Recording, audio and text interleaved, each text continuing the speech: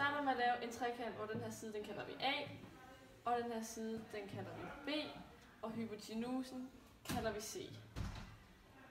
Og den er 90 grader, og den her vinkel herover, den kalder vi theta. Og så laver vi en konkurrent trekant, hvor den her side, den er B, og den her side A, og hypotenusen er C. Og den her er igen 90 grader, og den her, den kalder vi igen theta, fordi den er normalt til den der. Og så skal vi så finde ud af, hvad de her vinkler de er. Og fordi at en trekant skal have en vinkel som på 180 grader, og den er 90, så skal de der to til sammen give 90, så derfor må den her vinkel være 90 minus theta, og det samme med den her vinkel. Ja. Og så er det så nu, vi skal finde ud af, hvad den her vinkel den er. Nu vil vi så finde ud af, hvad vinklen er for den her. Og vi ved, at der skal være en vinkel som på 180 her. Så det skal i hvert fald give 180.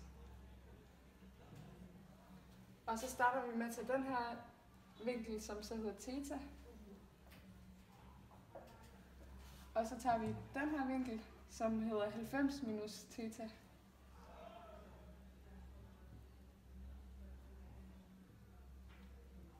Og så skal vi så have den her vinkel med, som vi har valgt at kalde spørgsmålstegn. Og så regner vi videre på det.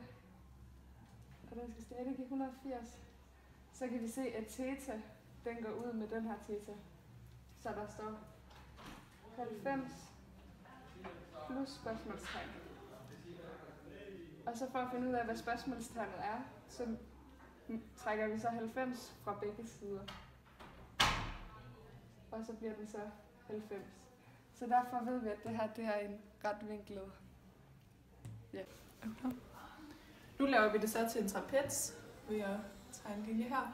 Og så nu vil vi finde arealet af den her trapez, og det kan vi gøre på to måder. Vi kan enten gøre det ved at bruge den generelle formel for, hvordan man beregner arealet af en trapez, som er højden, altså a plus b, og så gange ved gennemsnittet af bredden, som er b og a her. Så vi siger en halv a plus b. Men vi kan også gøre det ved at finde arealet af alle de her trekanter til sammen.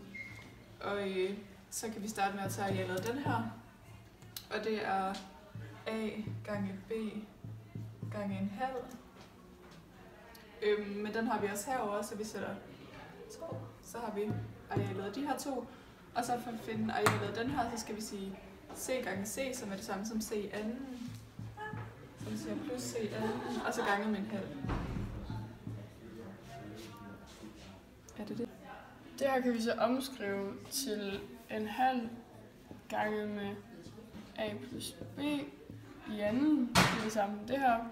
Og så herovre på den anden side, der kan man sige 2 gange en halv, det giver 1. Og 1 gange med a gange b, det er bare ab. Og så er der plus de c2.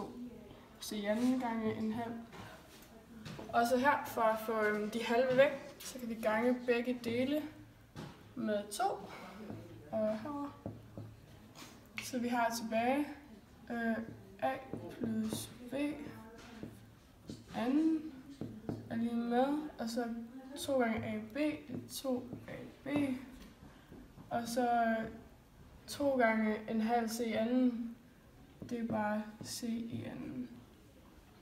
Og så herefter så kan man sige, at bruge kvadratsætningen og sige, at det her det er det samme som a anden plus b i anden plus 2ab er lige med de 2ab plus c i anden.